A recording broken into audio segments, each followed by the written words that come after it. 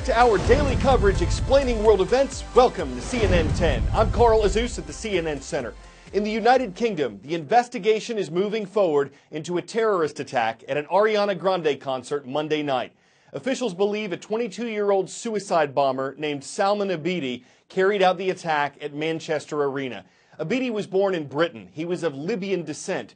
And investigators say he recently spent 3 weeks in Libya, returning to the UK just a few days before the attack. Libya has become a hotspot for terrorism in recent years.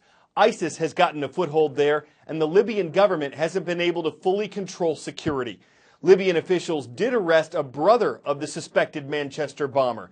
They say the 20-year-old was planning an attack in Libya and that he might have ties to ISIS. Investigators don't know yet whether the terrorist group was directly responsible for Monday's bombing, though it said it was. The attack killed at least 22 people at the concert. Britain's government warned that another attack might happen soon, and it raised its terrorism threat level from severe to critical. Thousands of military servicemen and women have been made available to help with security. Extra police are out in force in different locations in London, and they've arrested at least 6 people as part of their investigation. Everybody's still grieving, everybody's still upset, and basically they're just trying to get on with their everyday lives as best as they can. You don't want to think that it can happen anywhere, but it does. It's a sense of finding out what's happened and then moving on and beginning to rebuild. I'm not worried. I'm not going to stop living my life. You can't let this stop you doing what you enjoy doing. I think it's a testament to the people around here that there is this many people out. In hard times like this, we always come together and show unity. Everyone's been very, very helpful and very supportive to each other. We try to sub the free drinks. We try to sub the pizza for the people who are hungry. And even the general public left their homes to come to the city centre to help. It's a small thing, but it will make a huge difference. People need that. People need to come together and help each other. Seeing people last night, there was giving out free taxi rides and there were hotels letting people in for free. The important thing to do is to not become defeatist in a way. Manchester always is united. They try to separate us, but it's never going to happen. We will suffer a loss initially, but we will also come together as one. We are stronger and better when we're together, and cities in England and our country in general is very good at pulling together and becoming united in times of strife. It's a terrible thing to happen, but you just got to be strong about it and move on. It's, I think, a great reaction to it. I think that's how they should be. I have no doubt in my mind that we will always come together as people. After visits to Saudi Arabia and Israel on his first trip abroad as U.S. leader, President Donald Trump headed to Europe, visiting the Vatican, the world's smallest country, yesterday. There he met with Pope Francis, the leader of the Roman Catholic Church. A little more than a year ago, when Mr. Trump was a candidate for office, he and the Pope publicly criticized each other, and reporters say that while the mood between them appeared stiff before their private half-hour meeting yesterday, it had lightened by the end. President Trump called the meeting fantastic and said it was an honor to be with the Pope. We don't know exactly what the two leaders discussed, but summaries from both the White House and the Vatican indicated that terrorism, climate change, and peace came up. After leaving Rome, Italy, the president is scheduled to visit Belgium today. 10-second trivia. Where are the world's 5 major gyres located? Are they in the oceans, the mountains, the atmosphere, or the poles? Gyre is a massive circular current in the ocean, and scientists say there are 5 major gyres in the world. The North Pacific Gyre is our next stop. It's a giant clockwise rotating current between Asia and North America, and it's home to the Great Pacific Garbage Patch.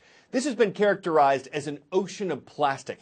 It's the largest accumulation of garbage in the sea. People are responsible for causing it, and some are taking on the responsibility of trying to clean it up.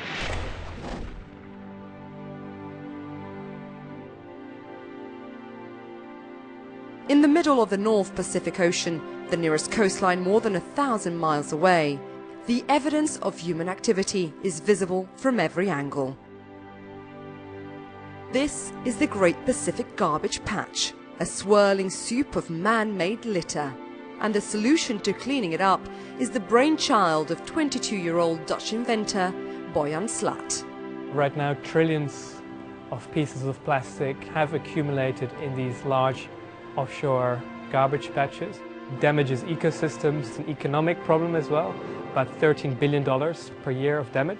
These pieces of plastic, they attract chemicals, and those chemicals then get transported into the food chain through the plastic, which also includes us humans. I do think the major challenges humankind faces in this century is in the avenue of sustainability.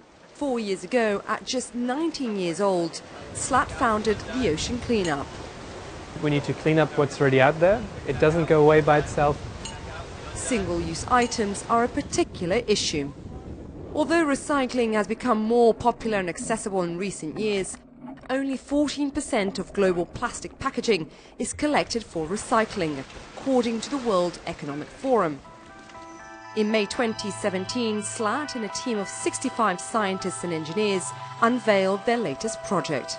This floating barrier sits in the water, trapping plastic while water flows beneath. Instead of going after the plastic, we let the plastic come to us, so that we could then take it out of the water and bring it to land for recycling.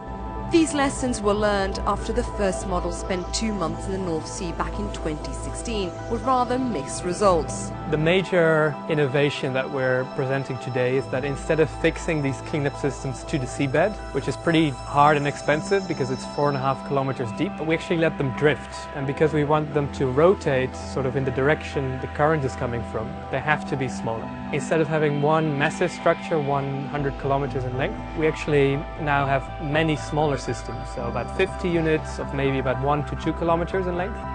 At the Dutch organization's headquarters, oceanographer Julia Reiser leads the research into what kinds of items find their way into our seas. What we have here is a collection of different types of plastic. They are mostly fragments coming out of the breakdown of plastics, like single-use plastic, like plastic lids and bottles, as well as fishing gear that's lost or discarded at sea. Experts are predicting that in a few decades we might have more plastic than fish in our oceans. In some areas of the ocean that's already the case. For instance, on the Great Pacific Garbage Patch, when we put our trawls in the water, we got more plastic than fish. Plastic breaks down into tiny particles like these, called microplastics. Fish, birds and other sea life mistake them for food. Those animals are then eaten by humans, and the effect on our food chain is not yet clear. We must defuse this ticking time bomb. Bojan Slat and the Ocean Cleanup believe that their innovations can clean up to half of the Great Pacific Garbage Patch within 5 years. That's twice as quick as their previous estimate. And thanks to this improvement, we will also be able to start the cleanup within 12 months instead of waiting for 2020. Bold claims from the young entrepreneur, but it is a welcome thought for the 3 billion people the WWF say rely on fish as well as seafood as their main source of protein.